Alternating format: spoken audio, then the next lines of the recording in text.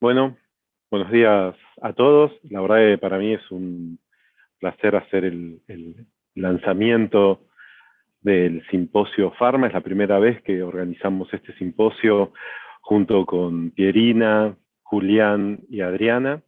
Está en el marco de las jornadas de informática de salud del Hospital Italiano. Y en esta primera charla vamos a tener la participación de Martina Rúa. Martina en realidad no necesita presentación, pero ella es periodista, especializada en temas de innovación, tecnología, escritora de varios libros, y va a estar compartiendo con nosotros sus perspectivas con respecto a las tendencias digitales en Pharma. Eh, por ahí, digamos, temas que ya pasaron, pero también en el futuro. Entonces vamos a ver un poco qué es lo que ella se imagina que va a venir en este entorno tan cambiante en los próximos años. Así que, Martina, eh, no quiero robar más tiempo, la pantalla es tuya y muchas gracias por sumarte. Muchas gracias, Diego. Es una alegría estar en esta apertura de este simposio. Como Diego les decía, voy a tratar de compartir algunas ideas que tienen que ver con tendencias digitales que se han profundizado en estos 2 años y que podamos pensar juntos qué es lo que viene. Algunas ligadas a Pharma, los expertos son ustedes. Mi trabajo es, como periodista que investiga la innovación y la tecnología, es tratar de entender a las industrias. Por supuesto que salud, biotecnología, tercera, cuarta, este tiempo nuevo que están empezando a vivir las personas, hay mucho para pensar juntos, así que arranco para compartir unos minutos y desde ya si tienen preguntas las podremos resolver más tarde. Este es el contexto desde el cual vamos a hablar de innovación y de tendencias digitales, ¿no? Siempre que hablo de innovación con cualquier tipo de industria, no podemos dejar de pensar en esto. ¿Y qué les voy a decir a ustedes lo que han pasado estos 20 meses? Entonces, es en un contexto de pandemia, en el mes número 20 de COVID-19, en el cual vamos a hablar de tendencias digitales. Veremos cosas que se han profundizado, veremos cosas que han cambiado, otras que cambiaron momentáneamente y pueden volver quizás al 2019, ojalá que no. Así que vamos a ver cómo esto empieza a afectar nuestras profesiones y nuestro ecosistema de salud en general. Algunas tendencias que son macro, pero también son argentinas y latinoamericanas. Se ha profundizado mucho lo relativo a la cobotización. ¿Qué es la cobotización? Es la colaboración cotidiana en nuestros trabajos entre robots y personas. 2020 y 2021 se ha avanzado en gran medida lo que se esperaba de cara al 2030. Y acá tenemos un desafío, pero tenemos una gran oportunidad. Y mucho de lo que van a ver durante estas 3 jornadas, como una agenda riquísima que realmente estuve explorando, y es una charla más interesante que la otra, tiene que ver con entender esta cobotización. Y entender cómo nosotros, ustedes, ponen a jugar a toda esta inteligencia artificial, aprendizaje de máquina, software, automatización, robots, a su favor y cómo recreamos nuestras habilidades. Esta es la pregunta que me parece que nos cabe ahora, es cuáles son mis habilidades más humanas y cómo las voy a amplificar a través de estas tecnologías que empiezan a meterse en nuestros roles, en nuestros trabajos cotidianos. Entonces, una cobotización donde ya la tecnología no es una amenaza, sino que es una amplificación o una posibilidad de amplificación de muchos de nuestros roles de cara a la atención de los clientes, al trabajo con las distintas personas del ecosistema. Por otra parte, la transformación digital, que siempre a veces nos cuesta a las personas, porque todo cambio nos cuesta, se ha bajado una barrera, en muchos casos ha desaparecido en lo que es usos digitales cotidianos. Este es un ejemplo. 7 cada 10 personas que probaron medios electrónicos de pago durante la pandemia dicen que los van a seguir utilizando después. Entonces, nos vamos a encontrar con usuarios, nos vamos a encontrar con pacientes, nos vamos a encontrar con proveedores, con colegas con competencia que han hecho un uso de la tecnología que no hubiesen hecho si no hubiese sido desde la obligación. Pero han encontrado ahí transparencia, agilidad, han encontrado un montón de características que da la transformación digital que empiezan a quedarse. Entonces, acá de vuelta, si nuestros usuarios y nuestros pacientes en distintos ámbitos de su vida están transformándose digitalmente, están comprando las verduras con una aplicación, están estudiando o yendo al psicólogo con un link, ¿Cómo vamos a recrear toda esa transformación digital en la atención, en la salud, cada vez que nos encontremos con ellos? Otra tendencia está ligada a la localización y deslocalización industrial de empresas y de personas. Estamos viendo, y la pandemia ha sido un punto de inflexión en una búsqueda de mayor bienestar, y se habla de un talento post-geográfico, ¿no? Un talento en el cual muchísimos queremos trabajar en lugares que nos hagan sentido, pero queremos también vivir cuidando nuestro bienestar y poniéndolo al frente. Entonces esto empieza a modificar los ecosistemas en los que trabajamos y nos movemos. Se habla de las ciudades de los 15 minutos, donde las personas tienen a 15 minutos de distancia todo lo que necesitan para desarrollarse y vivir. Estudio, hospitales, salud, trabajo, relaciones, amigos. ¿Cómo nos vamos a preparar para esas ciudades inteligentes a las que nos estamos empezando a mover? Y por otra parte, el desafío del talento, ¿no? ¿Cómo vamos a seguir convenciendo, enamorando al talento cuando ahora puede ser global? Ahora puede ser a cualquier parte del mundo en buena medida. Por supuesto que hay muchos de los roles que se necesita lo presencial, ustedes lo saben, pero sí es verdad que mucho, y sobre todo lo ligado a las carreras de base tecnológica, empiezan a ser mucho más globales con menos límites geográficos. Más info de tendencia sobre lo que pasó estos 2 años. Las empresas que aceleraron su digitalización crecieron hasta 5 veces más que las que no durante la pandemia. Y esto también para reflexionar sobre cuál ha sido nuestro rol y cuál ha sido nuestra actitud ante ese aprendizaje permanente de la transformación digital. Si vemos que las que se han digitalizado han crecido 5 veces más que las que no, ¿cómo vamos a nosotros meter en nuestras agendas esa digitalización para seguir este ritmo? Y cuando te fijas en qué tecnologías se ha invertido, fíjense que es en tecnologías emergentes. Y muchas son de las que ustedes van a aprender tanto estos 3 días. Estamos hablando de nube híbrida, ¿no? De información en nubes privadas y públicas conversando entre sí, Internet de las cosas, cada vez más dispositivos conectados, inteligencia artificial, aprendizaje de máquina, robótica, automatización, todas tecnologías que están modificando fuertemente a la industria de la salud. Conocerlas, entender qué están haciendo, cuál es su implicancia en nuestra institución, verlas de cara al 2025, verlas de cara al 2030, tendría que tener un espacio en nuestras agendas para preparar nuestros roles para ese futuro. Y sin olvidarnos de esto, ¿no? Que es el gráfico de Deloitte, donde nos muestra cómo es que avanza esta tecnología. Estamos hablando de un poder de cómputo que se duplica cada 18 meses. Y fíjense que es la tecnología, luego nosotros que vamos corriendo atrás tratando de entenderla, luego los negocios, luego las políticas públicas.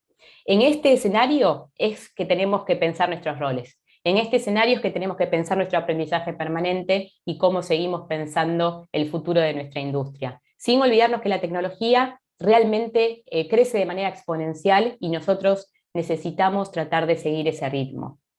Pero como todo avance, hay un montón de beneficios y también hay muchas amenazas que tendremos que tener en cuenta.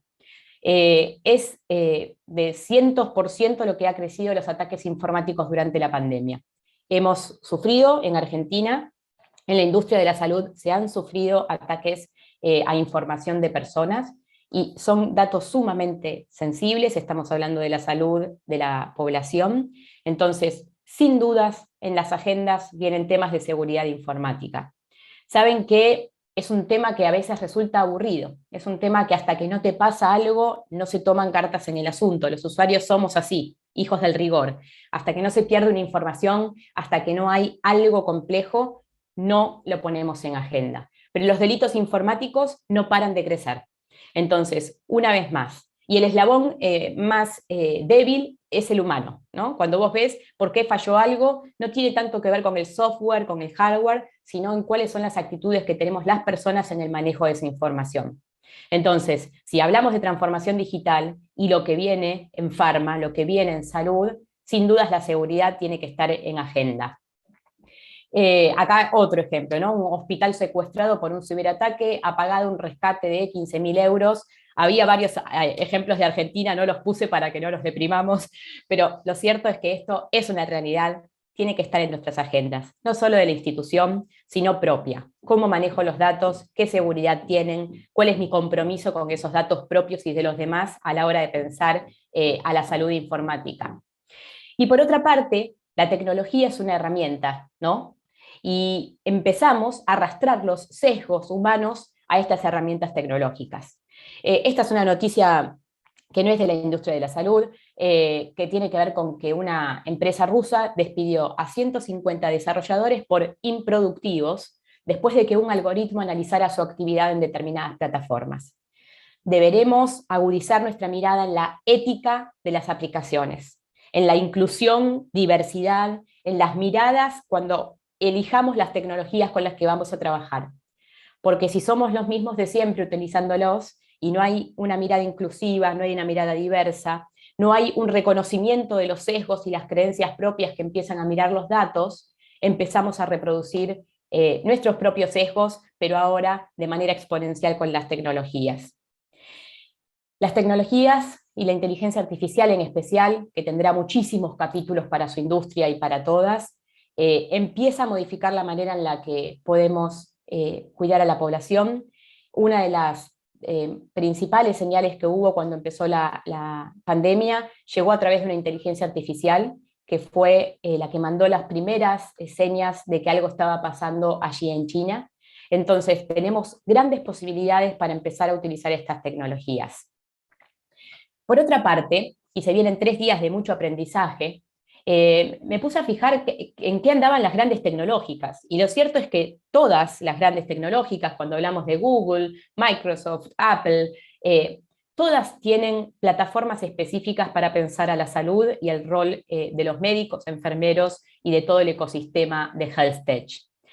¿Por qué lo pongo acá? Porque mínimamente tenemos que saber en qué andan, de qué se tratan, cuáles son sus opciones, con qué data están trabajando, hacia dónde están yendo, qué están viendo, para que juntos podamos analizar qué empieza a ser robotizado, qué empieza a ser automatizado y cuáles son las habilidades en las que yo tengo que seguir trabajando o adquirir que todavía no tengo, ¿no? Cuando vemos lo que se está pudiendo hacer a través de estas plataformas, donde vemos historias clínicas a las que nos tendremos que suscribir para poder seguir, por ejemplo, a los pacientes, donde vemos cómo se empieza a entregar la medicación como si fuesen caramelos en algunos países, ¿no? Quiero decir, con la rapidez y con la fluidez que llegan, ¿cuántos temas relacionados a la ética, cuántos temas relacionados a la transparencia, a la seguridad de los datos, a nuestras habilidades digitales, se empiezan a jugar en esta nueva era que empezamos a vivir?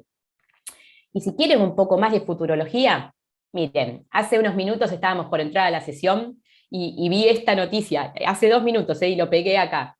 Hay un robot que vacuna, ¿no? Y ahí hay una nota de Wire que se pregunta, le preguntamos a una enfermera si este robot tiene sentido o no, pero esa que está ahí en el medio, la acabo de cortar y pegar acá, es la robótica no para de ganar terreno. Otra noticia media futurística, en un café de Japón están empezando a contratar personas paralizadas para que controlen a los robots que sirven. No sé si lo conocen a Daniel Kraft, es un médico interesante que trabaja en Singularity University con todo lo que es salud y tecnología, y él dice que lo que viene ahora de cara al 2030 es una década de ya no solo tecnología que se viste, prótesis, sino una tecnología que la tenemos adentro, ¿no? Insidables, de wearables a insidables. Y ahí hay una noticia sobre una startup donde poniendo un pequeño sensor en la piel de las personas y agregándole algo a las medicaciones que toman, se puede saber si están haciendo bien o no el tratamiento, ¿no?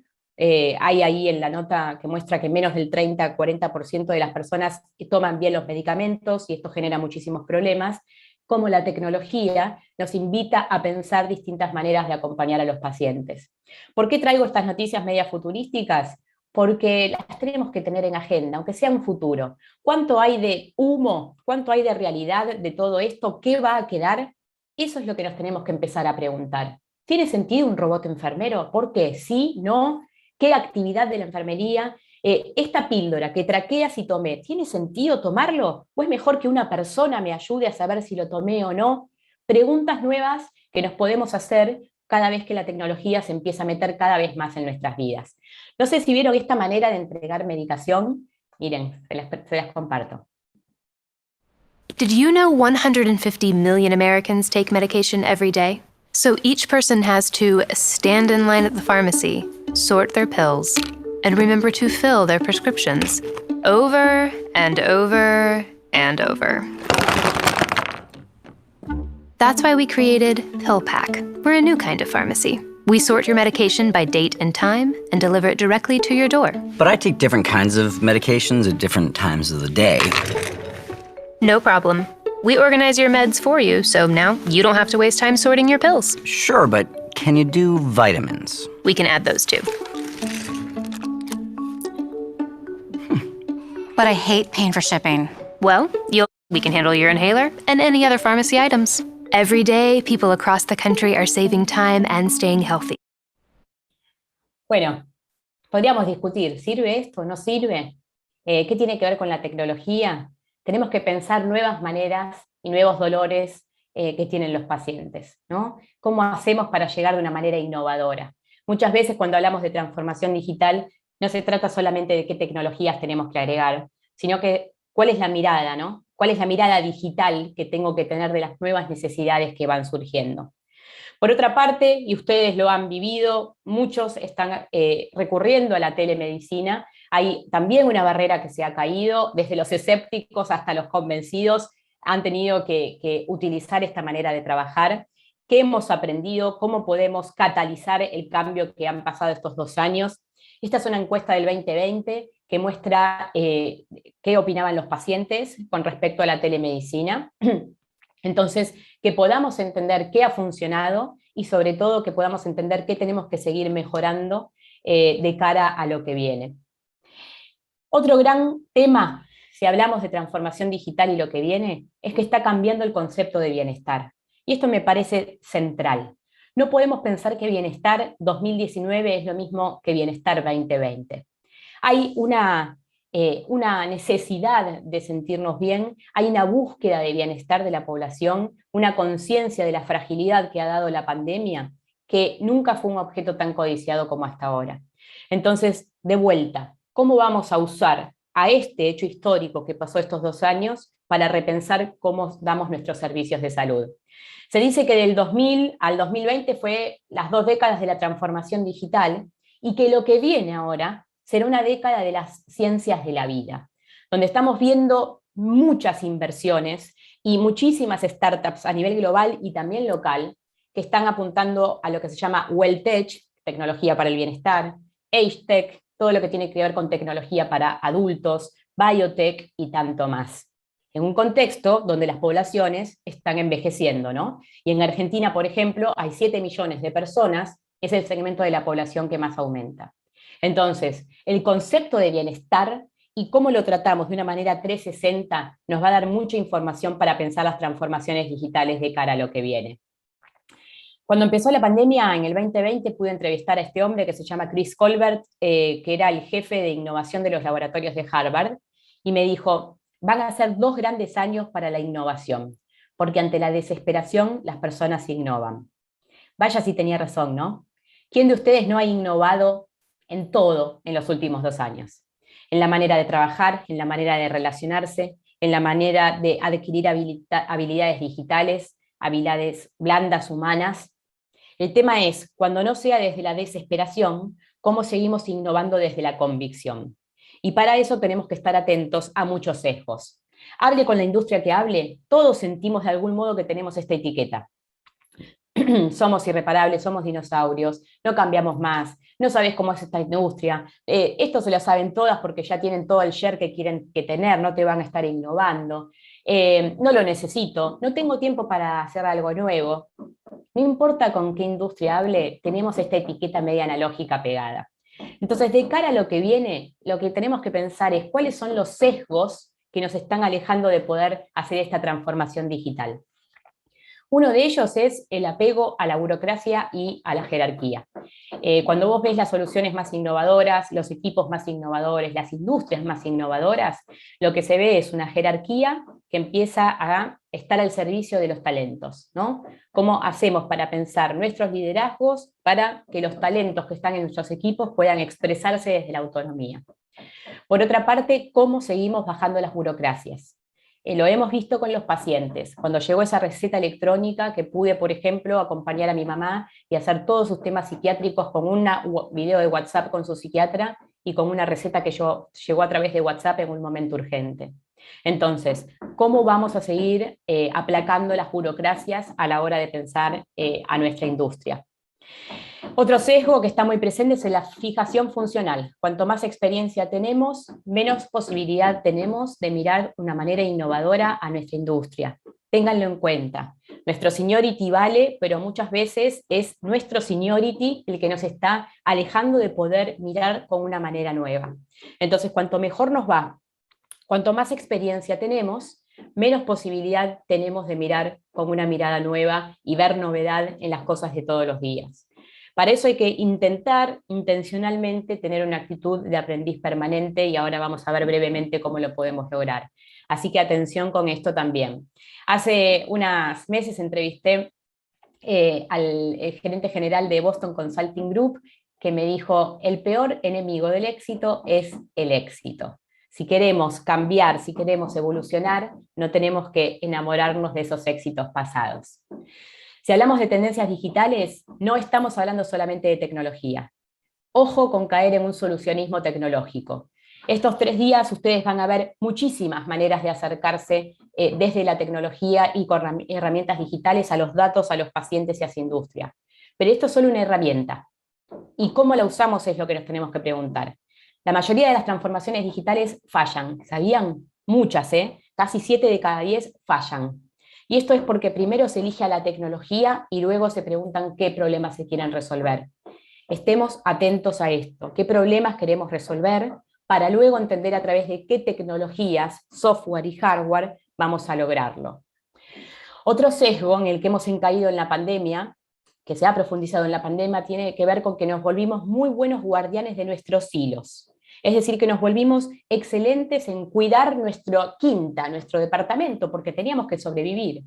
Pero nos hemos desconectado del resto de la institución, del ecosistema. Y la década que viene necesita una profunda colaboración. Dice el Foro Económico Mundial que una de las habilidades del futuro tiene que ver con ser un traductor de necesidades. Imagínense a sus roles donde no solo conocen su área y su departamento, sino que pueden traducir necesidades entre los distintos departamentos, entre las distintas instituciones, con todo el ecosistema de salud, con la ONG, con la institución, con el gobierno, con los pacientes, con las compañías. Entonces, de cara a lo que viene, no nos alcanza con ser buenos guardianes de nuestros hilos. Lo que viene es una responsabilidad compartida por el todo.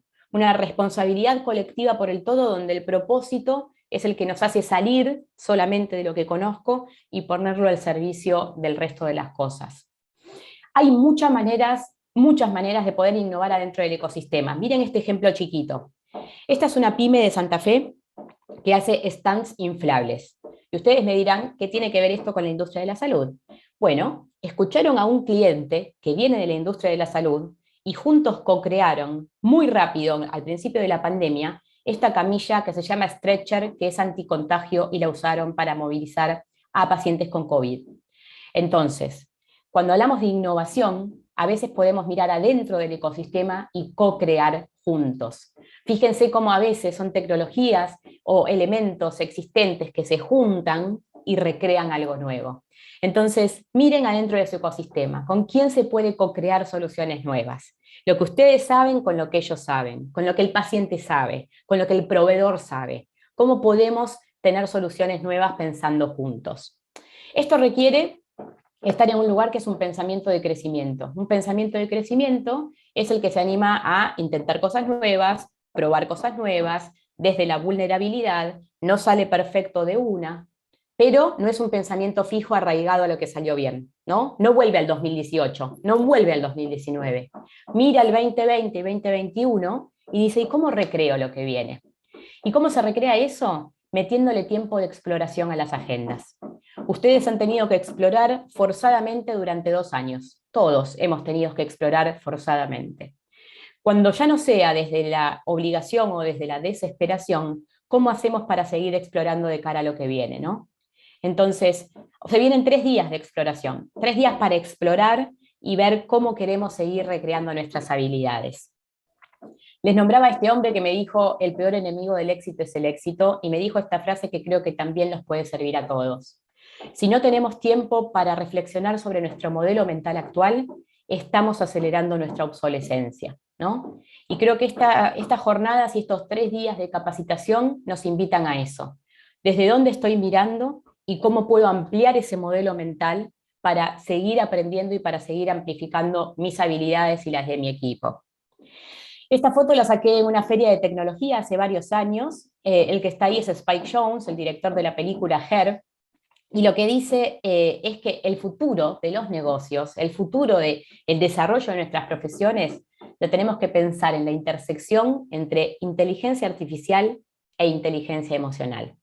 Ni una separada ni la otra, sino que juntas, y en esa intersección pensar la transformación de lo que viene.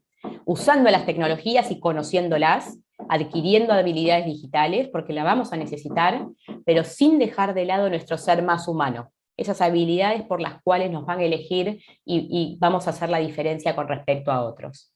Y a eso agréguenle el coeficiente de adaptabilidad, este que hemos elongado tanto estos 20 meses.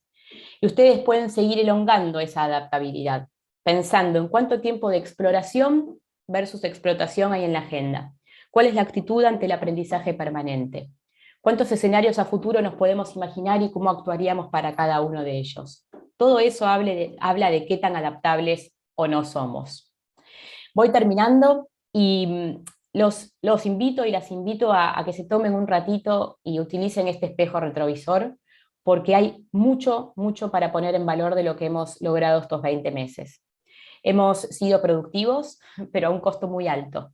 Entonces, ¿qué podemos aprender? ¿Con qué nos queremos quedar? ¿Qué queremos quedarnos de esa autonomía, de esas maneras en las que aprendimos a resiliente, a seguir adelante, a adaptarnos? ¿Y qué queremos modificar de cara a lo que viene? La verdad es que no sé si el futuro del consultorio va a ser parecido a este, y menos en Argentina, no lo sé. Quizás sea bastante más parecido a alguien con un teléfono buscando señal para intentar hacer esa videollamada con la mejor tecnología posible. Pero lo que sí sé es que ustedes tienen en sus manos la posibilidad de poner estas tendencias digitales a poner a jugar a su favor. Y me gustaría repasar algunas. De cara a esta Agenda 2025, o si quieren 2030, démonos el lujo de ir un poquito más al mediano y largo plazo. El reskilling y el upskilling permanente tiene que estar en la agenda. Mis habilidades, repensarlas y seguir mejorándolas en digital, pero también en habilidades de liderazgo. Cada vez más conciencia en lo que es seguridad informática y health tech. Conciencia y educación. No puedo entender lo que no estudio, no lo puedo incorporar, no puedo darle el valor que tiene si no lo termino de entender. Por otra parte, cómo seguimos explorando adentro del ecosistema. Somos pacientes, instituciones y médicos híbridos. Entonces, ¿cómo vamos a explorar estas posibilidades que tiene la era híbrida de cara a lo que viene? Necesitamos mayor colaboración, algunos consensos básicos y unas bases compartidas para seguir adelante, para pensar el ecosistema digital. Y que en vez de pensar en silos, seamos comunidades. Obviamente, seguimos pensando al paciente en el centro, para que deje de ser un lema y empiece a ser cada vez más realidad, ¿no? ¿Cómo hacemos para que nuestros planes y nuestros avances sigan teniendo las necesidades del paciente cada vez más en el centro? Decisiones basadas cada vez más en datos, conocimiento para reconocer y combatir los sesgos, y roles súper activos como agentes de transformación de la industria y de sus propios roles. Me despido con esta frase que leí esta semana en una entrevista del psicólogo social Jonathan Haidt, que es que la mente humana tiene 2 patrones básicos que son acercarse y evitar. Cuando las personas están en modo de exploración, ven oportunidades, son curiosas y quieren aprender, pero cuando las personas están en modo defensa, solo ven amenazas y no están abiertas al aprendizaje. Ojalá que tengan el modo de exploración abierto al 100% para estas 3 jornadas que acaban de comenzar, y ha sido un gusto poder conversar en este inicio de lunes con ustedes, y aquí quedo para cualquier comentario, pregunta o lo que sea. Muchas gracias. Gracias, Martina. La verdad que me encantó. Me gustó mucho esto que mencionás con respecto a la adopción tecnológica y que en realidad no es la adopción tecnológica, sino las preguntas que nos hacemos y el doble clic antes de adoptar alguna tecnología.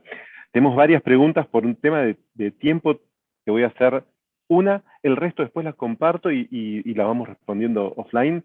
Dale. Pero acá la pregunta es, ¿cuánto pesa el desarrollo intelectual del país para subirse a esta movida? Y en particular ahí, ¿cómo ves a nuestro país en esto que mencionás, esto de upskilling, reskilling? ¿Qué pensás al respecto? Bueno, es bastante difícil la pregunta. Yo lo que te diría es que Argentina tiene realmente un talento del que se habla en el mundo. Esto no es ego argentino. Todos los que hemos tenido la posibilidad de conocer las industrias más innovadoras, Israel, Estonia, Silicon Valley, lo que quieran, el talento argentino tiene una resolución de problema, pensamiento crítico, resiliencia y adaptación que está muy por encima de muchos otros países. Y esto lo tenemos que poner en valor. Por otra parte, si vos mirás la matriz de muchas industrias en Argentina, el upskilling y el reskilling no se está tomando muy en serio. Y esto puede ser grave porque puede dejar a mucha gente excluida. Entonces, si hablamos de una alfabetización digital, alfabetización en las ciencias de la vida, en ADN y en otras tantas cosas que serán los lenguajes del futuro, estaremos excluyendo. Entonces, ahí hay una doble pata, hay una oportunidad, pero todavía no se está tomando con la seriedad que se tendría que tomar en todas las industrias, lo que es el reaprendizaje de habilidades, pero tenemos un talento para lograrlo y me quedo con la positiva. Muchísimas gracias, Martina. Gracias por sumarte. Y nos estamos viendo. Gracias. Gracias.